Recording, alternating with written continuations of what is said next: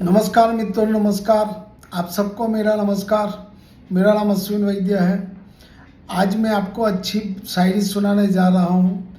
रिश्ता बोझ लगे तो बता देना, रिश्ता बोझ लगे तो बता देना, शब्दों से ना सही इशारे से जता देना, शब्दों से ना सही इशारे से जता देना।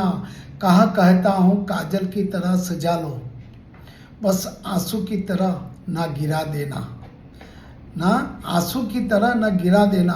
कदर कर लो उनकी जो तुमसे बिना मतलब की चाहत करते हैं। दुनिया में ख्याल रखने वाले कम और तकलीफ देने वाले ज़्यादा होते हैं।